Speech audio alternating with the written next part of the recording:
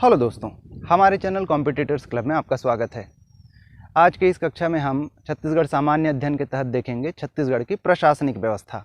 इसके पहले के वीडियोस में हमने देखा कि किस प्रकार जो है छत्तीसगढ़ राज्य भौगोलिक एवं प्राकृतिक रूप से अलग अलग क्षेत्रों में विभाजित है। उसका ये विभाजन जो है भौगोलिक संरचनाओं जैसे पर्वत, पठार, नदी अथवा मैदानों के कारण हुआ था। पर आज जो विभाजन हम देखेंगे छत्तीसगढ़ क्षेत्र का, वो प्रशासनिक सुविधा की दृष्टि से किया गया है और अलग अलग वर्गों में किया गया है। जैसे छत्तीसगढ़ चूँकि भारतीय संघ का एक राज्य है, तो संघ में इसके प्रतिनिधित्व के लिए, छत्तीसगढ़ राज्य के प्रतिनिधित्व के लिए छत्तीसगढ़ राज्य को जो है फिर लोकसभा सीट्स में विभाजित किया गया है, लोकसभा क्षेत्रों में।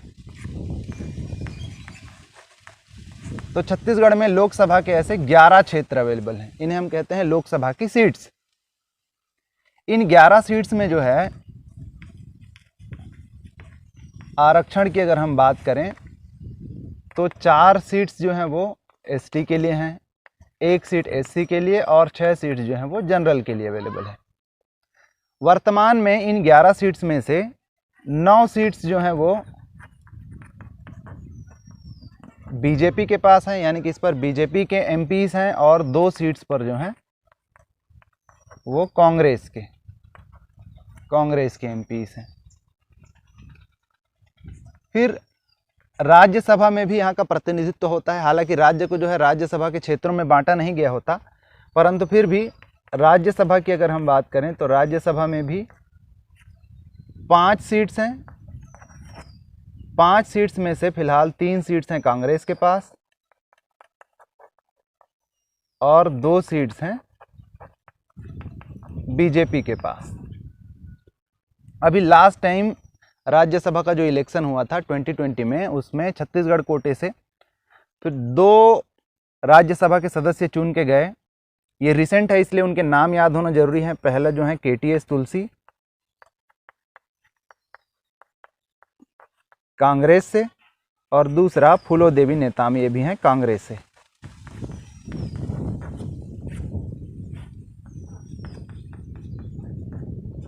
दोनों जो है कांग्रेस से हैं। इन 5 मेंबर्स में से 3 मेंबर फिलहाल महिलाएं हैं। ये हो गए लोकसभा और राज्यसभा। फिर राज्य में जो विधायिका होती है या जो विधानमंडल होता है, उसके लिए भी यहाँ पर चुनाव होते हैं, और उसके हिसाब से भी उसके भी सीट्स जो हैं चुने जाते हैं, उनके भी क्षेत्र होते हैं। तो विधानसभा क्षेत्र की अगर हम बात करें तो राज्य में उनकी संख्या है 90। हालांकि विधानसभा सीट्स की अगर हम बात करें तो टोटल सीट्स जो होते हैं वो 91, उसमें से 90 जो है निर्वाचन होने वाले सीट्स होते हैं, और 1 सीट जो होता है वो होता है आंग्ल भारतीय या फिर एंग्लो इंडियन के लिए। लास्ट जो चुनाव हुआ था दिसंबर 2018 में, जो विधानसभा का चुनाव हुआ था, उसमें एंग्लो इंडियन के लिए आरक्षण की व्यवस्था खत्म कर दी गई थी, उसे नहीं बढ़ाया गया। तो इसलिए 90 सीट्स पर जो है चुनाव हुए, 90 सीट्स पर विधायक जो है चुन के आए। पार्टीवार अगर हम बात करें तो इन 90 में से 70 सीट्स हैं अभी कांग्रेस के पास, रूलिंग पार्टी है। 14 सीट्स हैं बीजेपी के पास, 4 सीट्स हैं जोगी कांग्रेस के पास, और 2 जो हैं बहुजन समाज पार्टी बीएसपी के पास है। 2020 के पहले कांग्रेस की सीट्स थी 69 और जोगी कांग्रेस की सीट थी 5। परंतु 2020 में जो भूतपूर्व मुख्यमंत्री थे छत्तीसगढ़ के, जो मरवाही से विधायक भी थे, अजीत जोगी जी का देहावसान हो गया, वो सीट्स खाली हो गई। वहाँ पर उपचुनाव हुए और उस उपचुनाव में जो है कांग्रेस विजयी रही। तो ये वर्तमान स्थिति है। 70 सीट्स है कांग्रेस के पास, 14 बीजेपी, 4 जोगी कांग्रेस और 2 जो है बीएसपी के पास है। अगर आरक्षण की बात करें विधानसभा में, आरक्षण की बात करें तो एसटी के लिए हैं 29 सीट्स, 10 सीट्स हैं एससी के लिए और 51 सीट्स हैं जनरल के लिए। तो इस प्रकार 90 सीट्स हैं। सामान्य प्रशासन या सामान्य प्रशासनिक दृष्टि से भी राज्य को जो है सबसे पहले तो जो है संभागों में बांटा जाता है। सामान्य प्रशासन की दृष्टि से अगर हम देखें तो राज्य को संभागों में बांटा जाता है। संभाग, 5 संभाग हैं छत्तीसगढ़ में। संभागों को फिर जिलों में, 28 जिले हैं। जिलों को विकास खंड में, 146 विकास खंड हैं। विकास खंडों को तहसीलों में, 177 तहसील हैं। तहसीलों को राजस्व क्षेत्र में, राजस्व क्षेत्रों को पटवारी हल्का में, और पटवारी हल्का को जो है ग्रामों में बांटा जाता है। 20,178 ग्राम है। राजस्व क्षेत्र और पटवारी हल्का की वर्तमान स्थिति मुझे पता नहीं है, परंतु ये लेटेस्ट हैं। 5 संभाग हैं, 28 जिले हैं, 146 विकास खंड हैं, तहसील 177 हैं, ग्राम जो हैं 20,178 हैं, 20,178। विकास खंडों की संख्या भविष्य में बढ़ सकती है। 70 नए विकास खंड बनने अभी प्रस्ताव में हैं, तो 70 नए विकास खंड जब बन जाएंगे तो 116 विकास खंड हो जाएंगे। तो ये सामान्य प्रशासन की दृष्टि से। आज के इस वीडियो में हम एक तो देखेंगे राज्य का प्रशासन। राज्य के प्रशासन के अंतर्गत हम विधानसभा देखेंगे, राज्यपाल देखेंगे, और उसके बाद सामान्य प्रशासन देखेंगे। तो ये जो प्रशासन है, दोनों प्रशासन वो समांतर रूप से चलते हैं। विधायिका या फिर विधानमंडल में चुने हुए जनप्रतिनिधि काम करते हैं, और जो सामान्य प्रशासन है वो ब्यूरोक्रेसी या फिर नौकरशाही के माध्यम से जो ऑफिसर्स हैं या जो अधिकारी हैं वो काम करते हैं। तो इन्हीं के अंतर्गत, इन्हीं के अंडर जो है वो काम करते हैं, परंतु दोनों जो हैं साथ साथ या समानांतर रूप से काम करते हैं। तो सबसे पहले हम ये देख लेते हैं कि ये 5 संभागों का क्या इतिहास है, यानी कब कब बने, कैसे, संक्षेप में देख लेते हैं। फिर 28 जिले कैसे, और 177 तहसील कैसे, क्योंकि अभी हम जान रहे हैं पिछले कुछ समय में तहसीलों की संख्या हम 149 या फिर 150 ही पढ़ते आ रहे थे। तो इसके बारे में हम फटाफट देख लेते हैं, उसके बाद हम आगे बढ़ेंगे। संभागों की अगर हम बात करें तो रायपुर जो है सबसे पुराना संभाग है। अंग्रेजी शासनकाल में ही इसका जो है निर्माण हो गया था 1862 में, तो सबसे प्राचीन संभाग है। दूसरा जो है 1956 में, जिस समय मध्य प्रदेश राज्य का पुनर्गठन हुआ, उस समय बना बिलासपुर संभाग।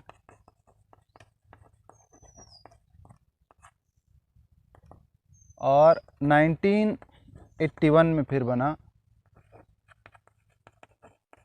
बस्तर संभाग।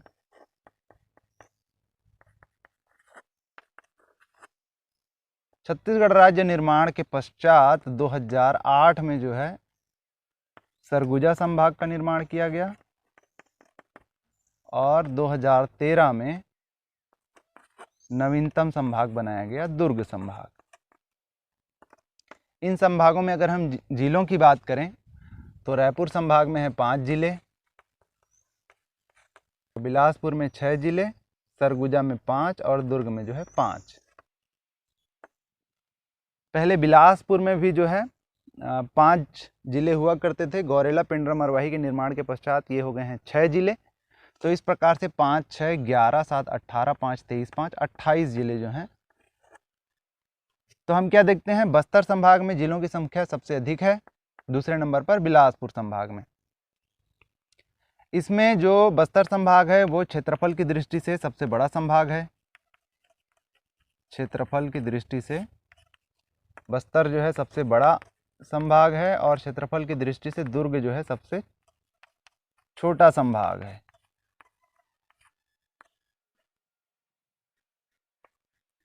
अगर जनसंख्या की हम बात करें तो जनसंख्या की दृष्टि से बस्तर जो है सबसे छोटा संभाग है, और बिलासपुर जो है सबसे बड़ा संभाग है।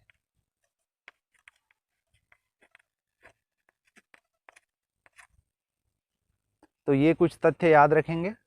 उसके बाद हम देख लेते हैं जिले। 28 जिले।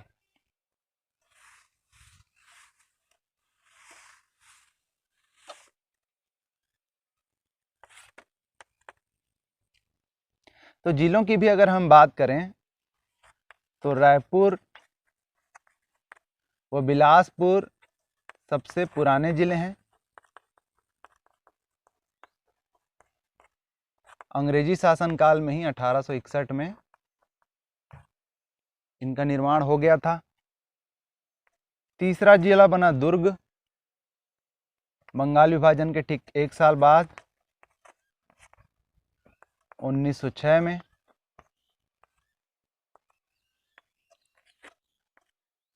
स्वतंत्रता प्राप्ति के पश्चात 1 साल पश्चात 1948 में फिर 2 जिले बने, बस्तर और रायगढ़, दोनों की दोनों रियासतें थी 1948 में। और मध्य प्रदेश निर्माण के समय 1900 यानी कि 1956 में सरगुजा जिला बना। तो मध्य प्रदेश राज्य जिस समय पुनर्गठित हुआ, मध्य प्रदेश राज्य जिस समय बना, उस समय छत्तीसगढ़ प्रांत में, छत्तीसगढ़ क्षेत्र में जो है 6 जिले थे। फिर 1971 में दुर्ग से अलग होकर राजनांदगांव जिला बनाया गया। 1973 में 1998 में 9 नए जिले बनाए गए।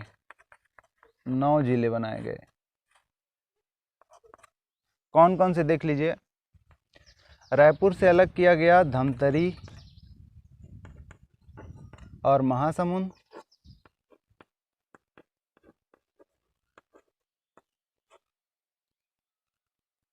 बिलासपुर से अलग किया गया जांजगीर चांपा और कोरबा।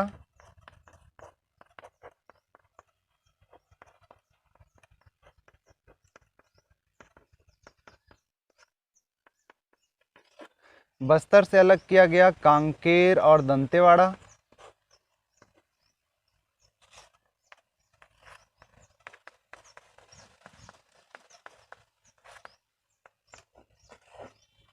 रायगढ़ से अलग किया गया जसपुर। सरगुजा से कोरिया और राजनांदगांव से कवर्धा। तो नवंबर 2000 में जब छत्तीसगढ़ राज्य पृथक हुआ तो उस समय जिलों की संख्या थी 16। मई 2007 में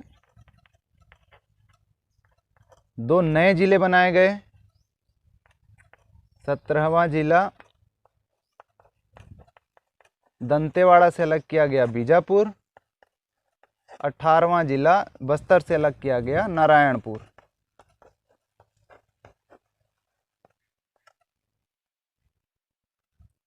जनवरी 2012 में फिर से 9 जिले बनाए गए।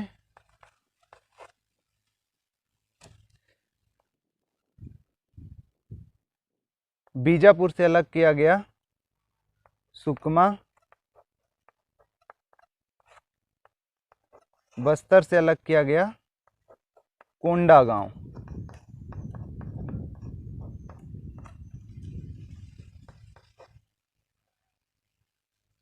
कवर्धा और बिलासपुर से अलग किया गया मुंगेली।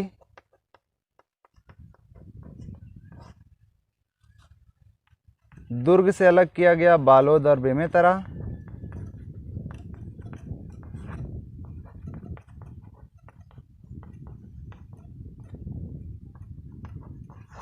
रायपुर से अलग किया गया बलौदाबाजार और गरियाबंद।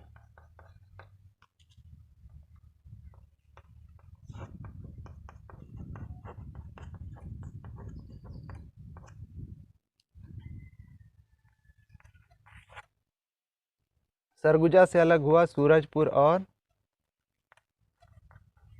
बलरामपुर,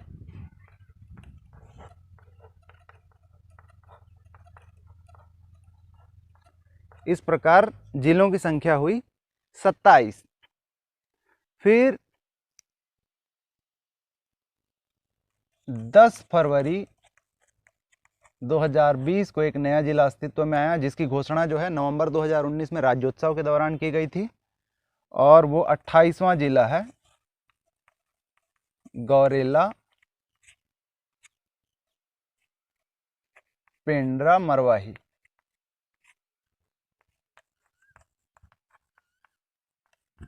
नया जिला है इसलिए इसके बारे में थोड़ा सा जान लेते हैं। गौरेला पेंड्रा मरवाही जो है 3 तहसीलों को मिलाकर बनाया गया है। ये जिला जो है गौरेला पेंड्रा और मरवाही। तो अगर इसकी स्थिति हम देखें, बिलासपुर और कवर्धा से काटकर इसको बनाया गया है। तो गौरेला पेंड्रा मरवाही जो है, पेंड्रा मरवाही छत्तीसगढ़ के 4 जिलों से घिरा हुआ है। उत्तर की तरफ अगर हम बात करें तो कोरिया जिले से, कोरिया जिले का जो है मनेन्द्रगढ़ तहसील इससे टच होता है, मनेन्द्रगढ़ तहसील। अगर पूर्व तरफ की हम बात करें तो कोरबा का कटघोरा तहसील इससे टच में है।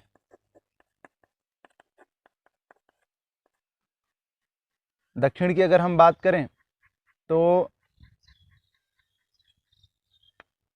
बिलासपुर का कोटा तहसील,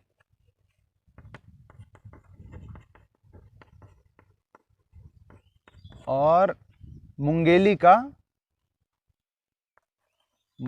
जिले का लोरमी तहसील जो है इसके टच में है। और अगर हम पश्चिम की बात करें तो मध्य प्रदेश का अनूपपुर जिला जो है इसके बॉर्डर में है, ये मध्य प्रदेश से। तो इस प्रकार इसकी भौगोलिक स्थिति है। इससे संबंधित प्रश्न पूछे जा सकते हैं, तो ध्यान रखिएगा। छत्तीसगढ़ के 4 जिलों से घिरा हुआ है और अनूपपुर जो है 5वां जिला है, और ये बॉर्डर में है, यानी एमपी और छत्तीसगढ़ के बॉर्डर में। 10 फरवरी 2020 को अस्तित्व में आया। शिखा राजपूत जो हैं पहली कलेक्टर बनाई गई वहाँ की।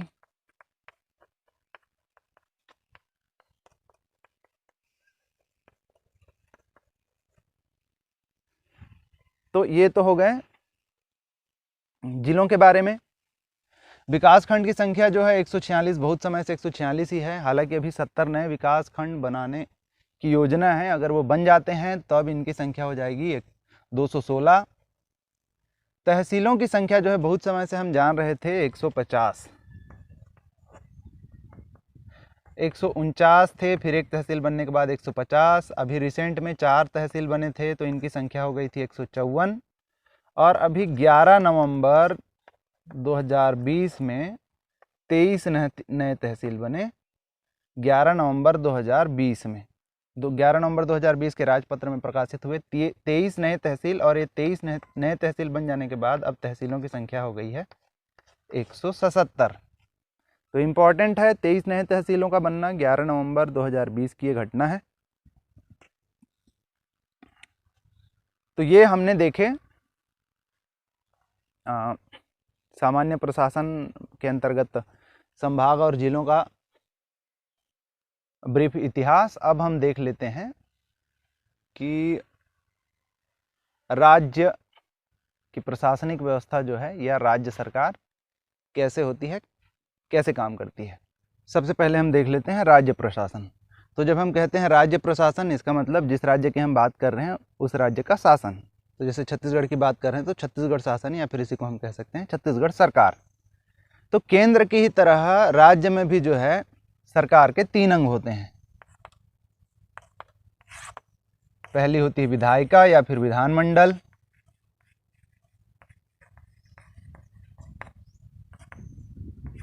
या विधायिका ये होती है अनुच्छेद 168 के तहत। कभी कभी अनुच्छेद भी पूछ दिए जाते हैं तो आप साथ साथ पढ़ते चलिए। उसके बाद होता है कार्यपालिका और न्यायपालिका।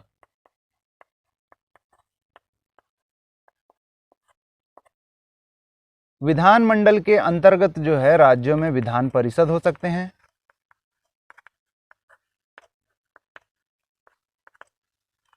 विधानसभा होते हैं और होते हैं माननीय राज्यपाल, महामहिम राज्यपाल। छत्तीसगढ़ में विधान परिषद नहीं है। विधानसभा का गठन होता है अनुच्छेद 170 के तहत और राज्यपाल की नियुक्ति होती है अनुच्छेद 155 के तहत। याद रखिएगा। तो विधानसभा अभी छत्तीसगढ़ में चल रही है 5वीं, वर्तमान में जो है 5वीं विधानसभा चल रही है।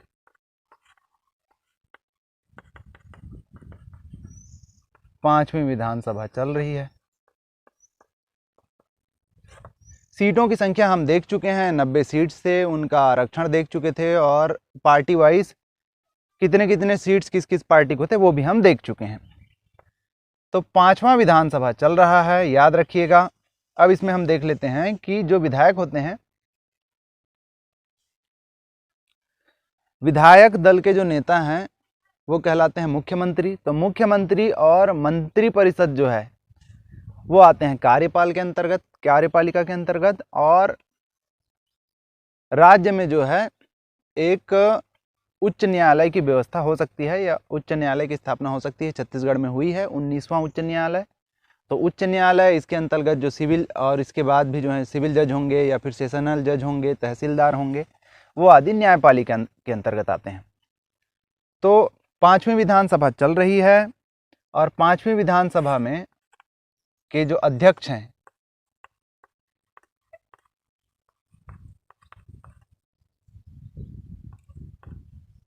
वो हैं चरणदास महंत जी।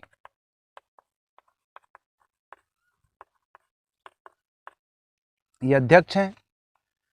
इसके उपाध्यक्ष हैं मनोज मंडावी,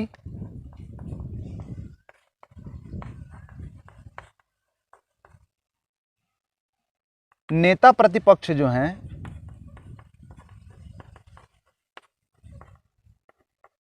वे हैं श्री धर्मलाल कौशिक,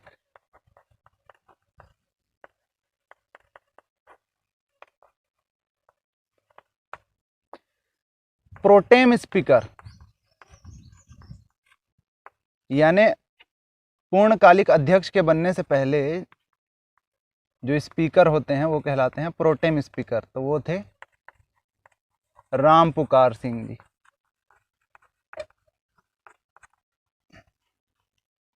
विधानसभा अध्यक्ष एवं उपाध्यक्ष की नियुक्ति जो होती है वो होती है अनुच्छेद 178 के तहत। वर्तमान जो संसदीय कार्य मंत्री हैं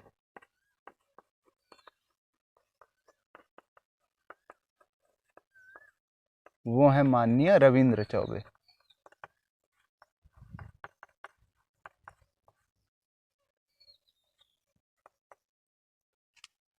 ये तो हो गई विधानसभा की बात। विधानसभा के बाद अगले हैं राज्यपाल। तो राज्यपाल की नियुक्ति होती है राष्ट्रपति के द्वारा अनुच्छेद 155 के तहत। वर्तमान जो राज्यपाल हैं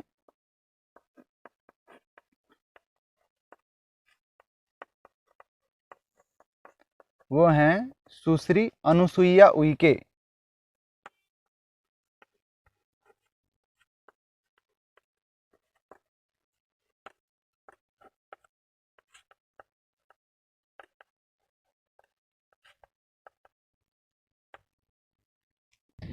ये 8वें नंबर की राज्यपाल हैं, 8वें क्रम की।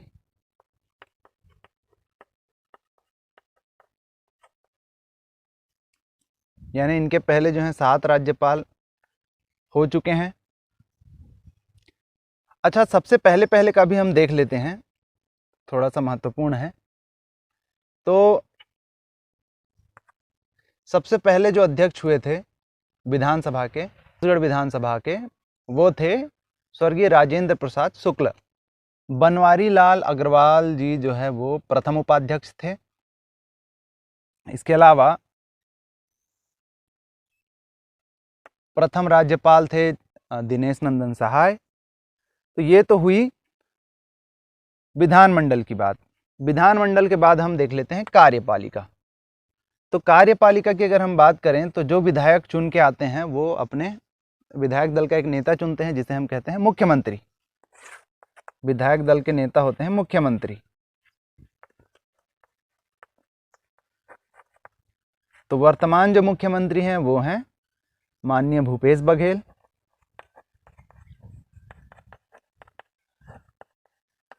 छत्तीसगढ़ राज्य के ये थर्ड मुख्यमंत्री हैं। ध्यान दीजिएगा, सबसे पहले मुख्यमंत्री थे स्वर्गीय अजीत जोगी जी। उसके बाद वो पहला विधानसभा था अजीत जोगी जी का। फिर उसके बाद 3 लगातार विधानसभा सत्र जो है विधानसभा कार्यकाल वो रहा माननीय रमन सिंह जी के नाम।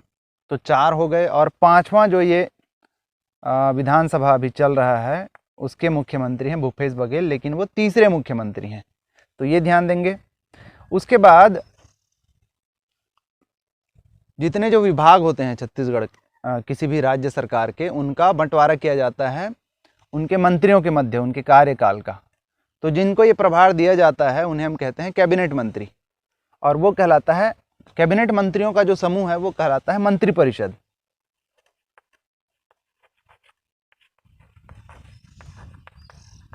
मंत्रिपरिषद। तो मंत्रिपरिषद राज्य में ऐसे विधायकों का समूह है जिन्हें कोई ना कोई जो है प्रभार दिया गया है, कोई ना कोई विभाग दिया गया है, उन्हें मंत्री बनाया गया है। तो विधायक और मंत्री में ये अंतर है कि चुनने के बाद, विधानसभा में चुनने के बाद आप विधायक तो बन जाते हैं, पर मंत्री आप तभी बनते हैं जब आपको कोई विभाग सौंपा जाता है, किसी विभाग का कार्यभार सौंपा जाता है। तो वर्तमान में जो है मंत्रिपरिषद में मुख्यमंत्री जी को इंक्लूड करते हुए 13 मंत्री हैं जिन्हें हम कैबिनेट मंत्री कहते हैं सामान्य तौर के। यानी कि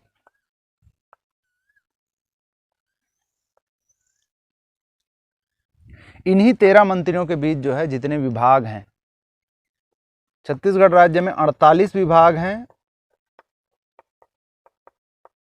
तो इन 48 विभागों का जो है बंटवारा इन 13 मंत्रियों के बीच किया गया है, इंक्लूडिंग मुख्यमंत्री।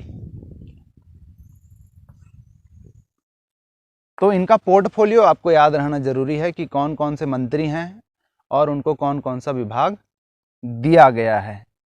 तो मंत्रिपरिषद का जो गठन है वो अनुच्छेद 163 के अंतर्गत होता है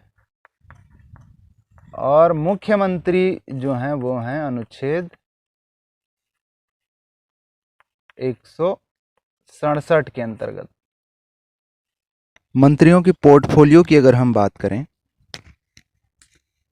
तो श्री भूपेश बघेल जो कि मुख्यमंत्री हैं, उनके पास है सामान्य प्रशासन विभाग, वित्त, ऊर्जा, खनिज साधन, जनसंपर्क, इलेक्ट्रॉनिक्स एवं सूचना प्रौद्योगिकी और ऐसे वो सारे विभाग जो और किसी मंत्री को नहीं दिए गए हुए हैं। तो ये ध्यान रखने लायक बात है कि जनसंपर्क विभाग, वित्त विभाग, ऊर्जा विभाग ये सामान्य तौर पर मुख्यमंत्री ही अपने पास रखते हैं। फिर दूसरे हैं श्री टी.एस. सिंहदेव। इनके विभाग हैं पंचायत एवं ग्रामीण विकास, लोक स्वास्थ्य एवं परिवार कल्याण, चिकित्सा शिक्षा और वाणिज्यिक कर जीएसटी। श्री ताम्रध्वज साहू के पास है लोक निर्माण यानी पीडब्ल्यूडी, गृह, जेल, धार्मिक न्यास एवं धर्मस्व तथा पर्यटन विभाग।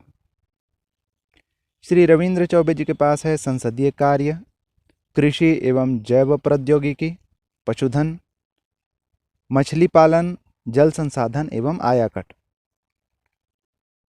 श्री प्रेम साय सिंह टेकाम जी का पोर्टफोलियो है स्कूल शिक्षा, आदिम जाति तथा अनुसूचित जाति विकास, पिछड़ा वर्ग एवं अल्पसंख्यक विकास तथा सहकारिता। श्री मोहम्मद अकबर ये हैं परिवहन, आवास एवं पर्यावरण, वन, विधि यानी कानून एवं विधायी कार्य के मंत्री। श्री कवासी लखमा जी के पास है वाणिज्यिक कर यानी आबकारी एवं वाणिज्य तथा उद्योग। नगरीय प्रशासन एवं विकास तथा श्रम के मंत्री हैं श्री शिव कुमार डहरिया जी। महिला एवं बाल विकास तथा समाज कल्याण विभाग है श्रीमती अनिला भेड़िया जी के पास। श्री जयसिंह अग्रवाल हैं राजस्व एवं आपदा प्रबंधन, पुनर्वास, वाणिज्यिक कर, उनका रजिस्ट्रेशन और स्टैम्प। श्री गुरु रुद्र कुमार के पास है लोक स्वास्थ्य यांत्रिकी यानी पीएचई एवं ग्रामोद्योग। उच्च शिक्षा, कौशल विकास, तकनीक शिक्षा एवं रोजगार, विज्ञान और प्रौद्योगिकी तथा खेल एवं युवा कल्याण के मंत्री हैं श्री उमेश पटेल जी। और 13वें एवं अंतिम श्री अमरजीत भगत, इनके पास है खाद्य, नागरिक आपूर्ति एवं उपभोक्ता संरक्षण विभाग, योजना, आर्थिक एवं सांख्यिकी तथा संस्कृति विभाग। तो ये 13 मंत्री एवं उनके पोर्टफोलियो आपको याद रखने हैं। न्यायपालिका की अगर हम बात करें तो अनुच्छेद 216 के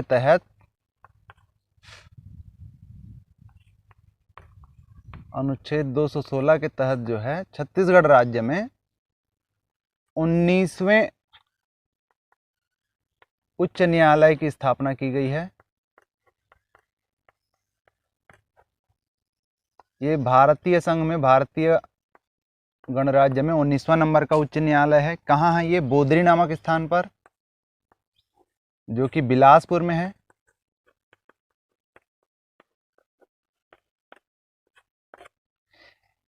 एशिया का सबसे बड़ा उच्च न्यायालय है।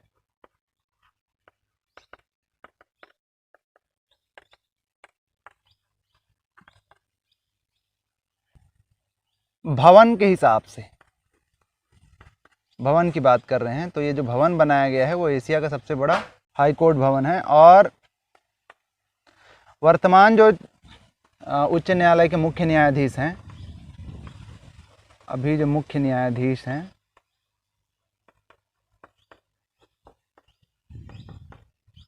वो हैं प्रशांत कुमार मिश्रा।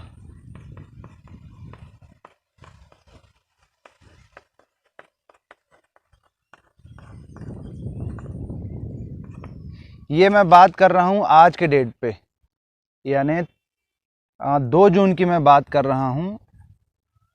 जो पिछले मुख्य न्यायाधीश थे जस्टिस PR रामचंद्र मेनन, उनकी मई में जो है मई जो है उनका कार्यकाल समाप्त हुआ, उनको फेयरवेल दी गई।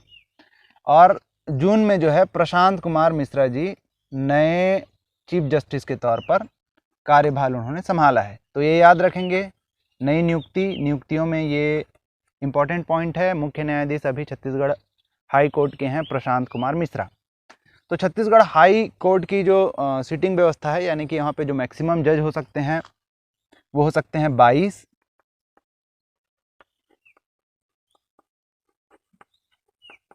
न्यायाधीशों की जो संख्या है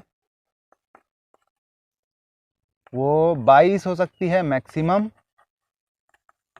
वर्तमान में जो सिटिंग जज हैं उनकी संख्या है 15। वर्तमान में 15 जो हैं वो सिटिंग जज हैं।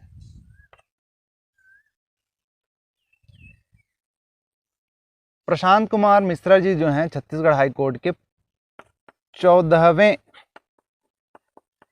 मुख्य जज हैं, 14वें जो है चीफ जस्टिस हैं। छत्तीसगढ़ उच्च न्यायालय के जो सर्वप्रथम मुख्य न्यायाधीश थे वे थे RS गर्ग, वो जो है कार्यवाहक मुख्य न्यायाधीश थे।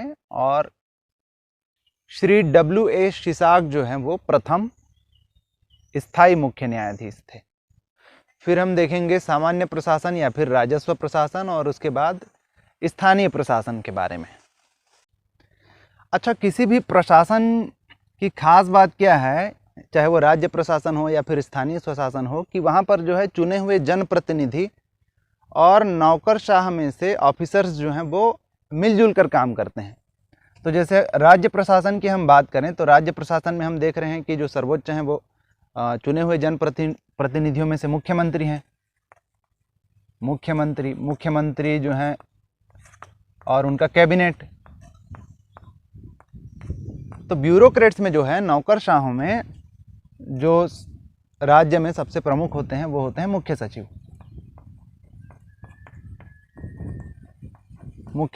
तो जैसे अभी माननीय भूपेश बघेल जी मुख्यमंत्री हैं यहाँ के छत्तीसगढ़ राज्य के। वर्तमान जो मुख्य सचिव हैं वो हैं श्री अमिताभ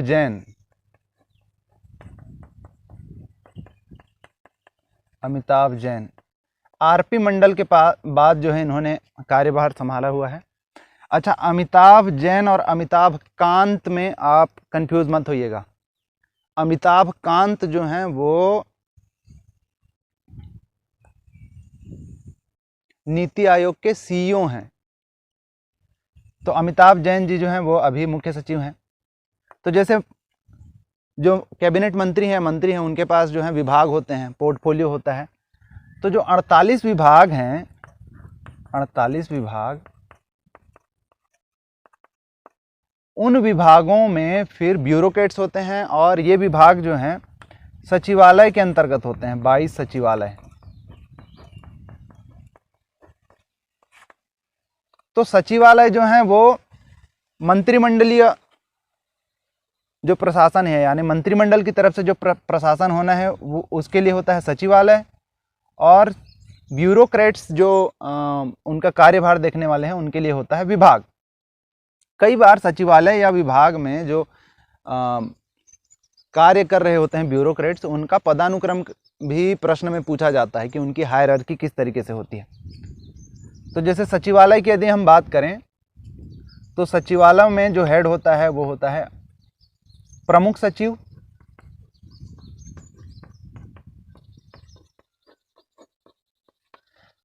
प्रमुख सचिव और मुख्य सचिव में कंफ्यूज मत होइएगा। मुख्य सचिव जो हैं हायरार्की में इनसे ऊपर हैं। तो जो ये प्रमुख सचिव होते हैं वो अपर मुख्य सचिव हो सकते हैं। प्रमुख सचिव जो होते हैं वो अपर मुख्य सचिव भी हो सकते हैं।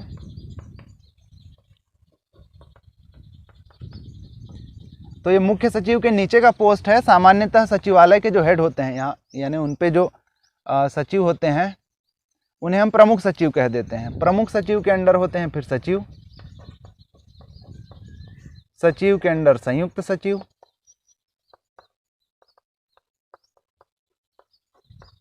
संयुक्त सचिव के अंडर जो है उप सचिव, और उप सचिव के अंडर अवर सचिव।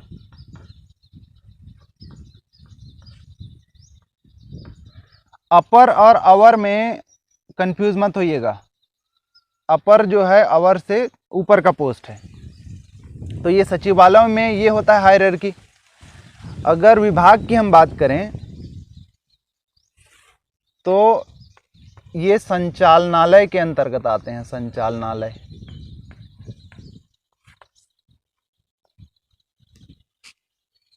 तो संचालनालय में जो प्रमुख होते हैं वो होते हैं संचालक।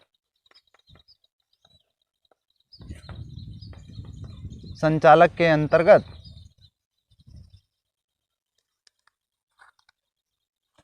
अपर संचालक, उनसे नीचे संयुक्त संचालक,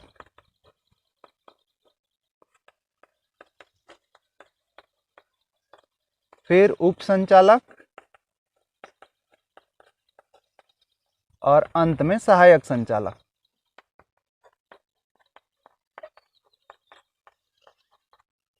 तो हायरार्की से संबंधित प्रश्न कई बार पूछ देता है, इसे आप ध्यान रखेंगे, याद रखेंगे। सचिवालय में होते हैं, ये मंत्रालय के अधीन होते हैं सचिवालय। वहाँ पर जो है फिर प्रमुख सचिव या अपर मुख्य सचिव होते हैं।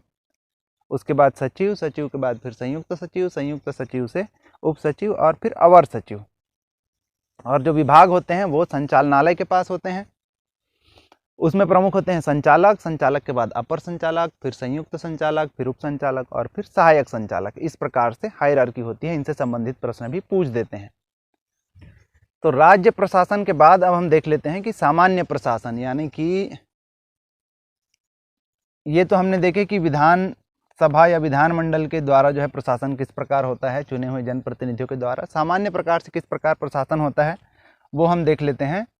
तो सामान्य प्रशासन में जैसा हमने देखा था कि सामान्य प्रशासन में जो है सबसे बड़े होते हैं संभाग। सामान्य प्रशासन स्वयं में एक विभाग है, 48 विभागों में से एक सामान्य प्रशासन विभाग है।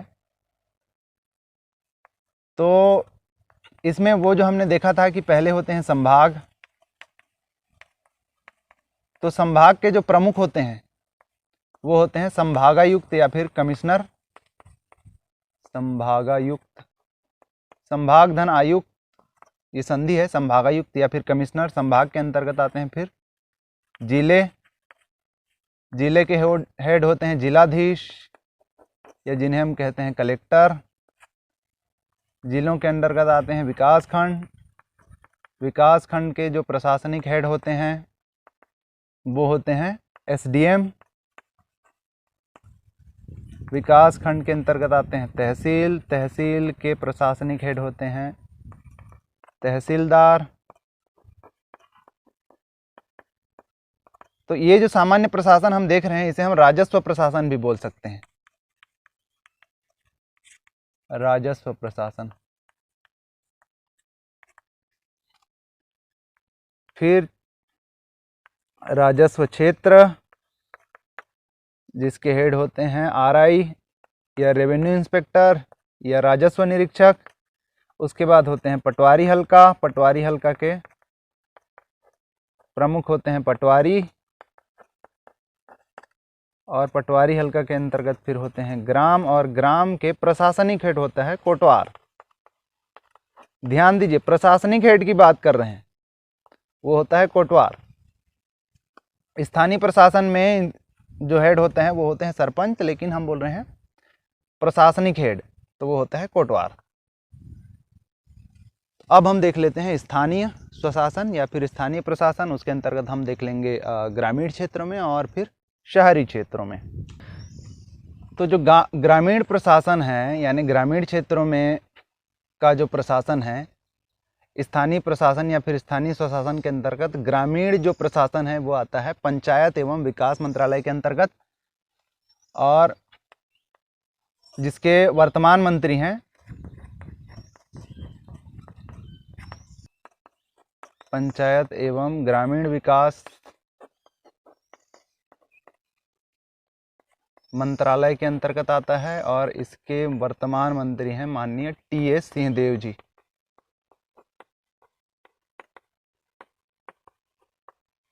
तो इसके अंतर्गत जो है जिला स्तर पर, ग्रामीण स्थानीय प्रशासन में जिला स्तर पर होते हैं जिला पंचायत। जिला पंचायत, तो जितने जिले उतने जिला पंचायत, तो अभी 28 जिला पंचायत हो जाएंगे। जिला पंचायत के जो जनप्रतिनिधि होते हैं, जो अध्यक्ष होते हैं, वो निर्वाचित होते हैं। निर्वाचित होते हैं लेकिन अप्रत्यक्ष रूप से। अप्रत्यक्ष रूप से यानी कि जिला पंचायत के फिर जो अलग अलग क्षेत्र होते हैं जिसके लिए जिला पंचायत सदस्यों का चुनाव किया जाता है, उन्हीं सदस्यों में से फिर जो है अध्यक्ष का चुनाव किया जाता है। तो अध्यक्ष के लिए सीधा सीधा वोटिंग नहीं होती है, जो सदस्य चुने गए होते हैं उन्हीं में से फिर अध्यक्ष का निर्वाचन किया जाता है। तो ये निर्वाचित होते हैं लेकिन अप्रत्यक्ष रूप से। और इसके जो प्रशासनिक हेड होते हैं, प्रशासनिक प्रमुख जो होते हैं जिला पंचायत के, वो होते हैं सीईओ यानी मुख्य कार्यपालन अधिकारी, चीफ एग्जीक्यूटिव ऑफिसर। ये सामान्यतः आईएएस होते हैं। विकासखंड स्तर पर या ब्लॉक स्तर पर जो है जनपद पंचायत होता है। जनपद पंचायत, तो अभी इनकी संख्या है 146। और इसके भी जो अध्यक्ष होते हैं वो निर्वाचित होते हैं लेकिन अप्रत्यक्ष रूप से।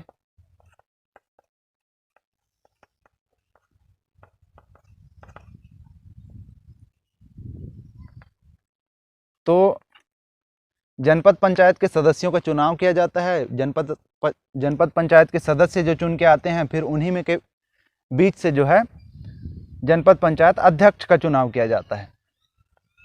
और इसके जो प्रशासनिक हेड होते हैं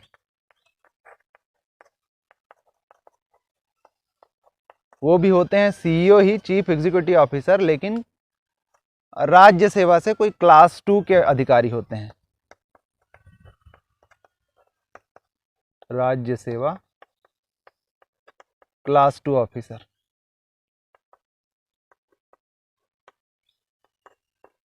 तो ध्यान देंगे, आईएएस होते हैं जिला में, और विकास खंड में जो है राज्य सेवा से चुने हुए अधिकारी होते हैं ग्रेड 2 के।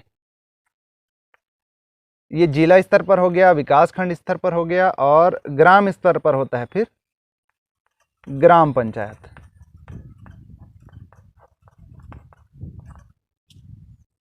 ग्यारह 11,664 ग्राम पंचायत हैं वर्तमान में। और इसका जो प्रमुख होता है वो सरपंच कहलाता है, और प्रशासनिक प्रमुख होता है सचिव। प्रशासनिक प्रमुख होता है सचिव।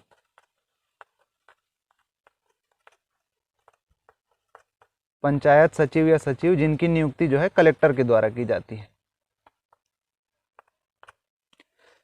सरपंच का चुनाव प्रत्यक्ष होता है।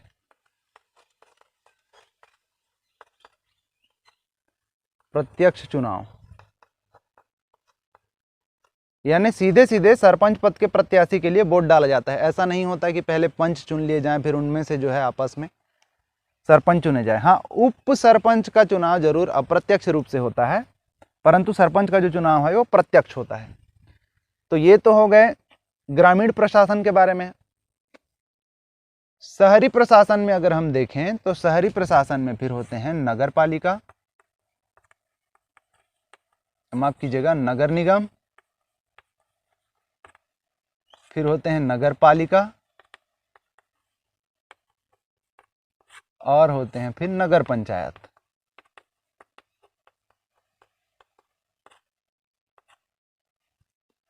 जनसंख्या के आधार पर जो है कोई शहरी क्षेत्र नगर निगम, नगर पालिका या फिर नगर पंचायत घोषित किया जा सकता है। ये आता है नगरीय प्रशासन के अंतर्गत। नगरीय प्रशासन मंत्रालय के अंतर्गत आता है ये नगरीय प्रशासन।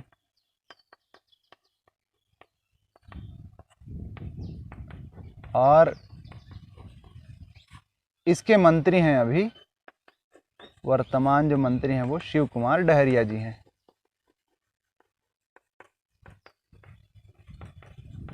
नगरीय प्रशासन मंत्री माननीय शिव कुमार डहरिया जी। तो नगर निगमों की वर्तमान संख्या है 14। उसमें जो रिसाली नगर निगम है वो सबसे लेटेस्ट है, अप्रैल 2020 में बना है। रिसाली नगर निगम ये बना है अप्रैल 2020 में। याद रखने लायक बात है। तो अभी नगर निगमों की संख्या है 14, नगर पालिका की संख्या है 43। नगर पालिका को ही नगर पालिका परिषद भी बोलते हैं, और नगर पंचायतों की संख्या है 112। तो कुल जो है 169 नगरीय निकाय हैं वर्तमान में।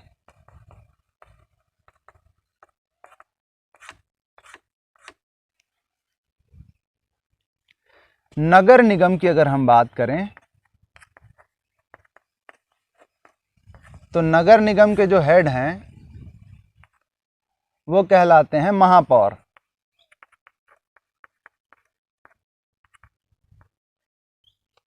ये होते हैं राजनीतिक प्रमुख।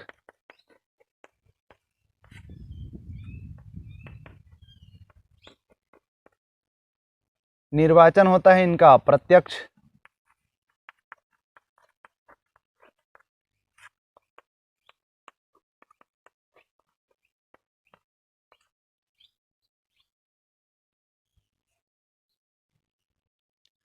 और जो प्रशासनिक हेड हैं,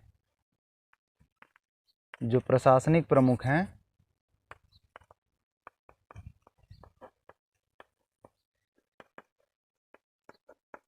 वो होते हैं नगर निगम आयुक्त या फिर कमिश्नर। नगर पालिका की अगर हम बात करें, नगर पालिका की अगर हम बात करें तो नगर पालिका का जो अध्यक्ष होता है वो होता है राजनीतिक प्रमुख। इनका भी जो निर्वाचन है या चुनाव है वो अप्रत्यक्ष रूप से होता है। इसका मतलब ये सब पहले पार्षद के लिए चुने जाते हैं, वार्ड पार्षद के लिए चुने जाते हैं, फिर पार्षदों में ही से उनके जो अध्यक्ष या महापौर, इनका चुनाव होता है। इसलिए हम कह रहे हैं कि इनका निर्वाचन होता है अप्रत्यक्ष रूप से। और जो इनके प्रशासनिक हेड होते हैं नगर पालिका के, प्रशासनिक प्रमुख, वो होते हैं मुख्य नगर पालिक अधिकारी, CMO, चीफ म्यूनिसिपल ऑफिसर, राज्य सरकार द्वारा नियुक्त किए जाते हैं। तो आयुक्त जो होते हैं नगर निगम में, वो सामान्यतः जो होते हैं वो IAS होते हैं, IAS होते हैं। और CMA जो होते हैं वो राज्य सरकार द्वारा नियुक्त किए जाते हैं PSC के थ्रू। फिर नगर पालिका के बाद हम नगर पंचायत की बात करें, नगर पंचायत की बात अगर हम करें तो इसमें भी अध्यक्ष होता है, नगर पंचायत अध्यक्ष, ये होते हैं राजनीतिक प्रमुख। निर्वाचन जो होता है वो अप्रत्यक्ष होता है।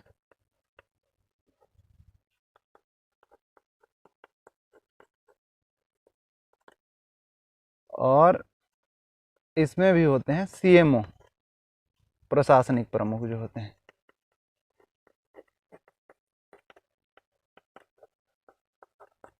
तो हम क्या देख रहे हैं कि स्थानीय प्रशासन में ग्रामीण प्रशासन के लिए, जहां पर जिला पंचायत, जनपद पंचायत या फिर ग्राम पंचायत की व्यवस्था है, शहरी प्रशासन के लिए नगर निगम, नगर पालिका, नगर पंचायतों की व्यवस्था है। प्रशासन की क्लास यहीं पे ख़त्म नहीं होती है दोस्तों। इसके अलावा भी जो है, जिन कामों के होने की बात हम कर रहे हैं कार्यपालिका के द्वारा, उनको सुचारू रूप से कराने के लिए जो है पुलिस प्रशासन की आवश्यकता हमें पड़ती है, जेलों की आवश्यकता पड़ती है। तो इनके अलावा जो बाकी प्रशासन के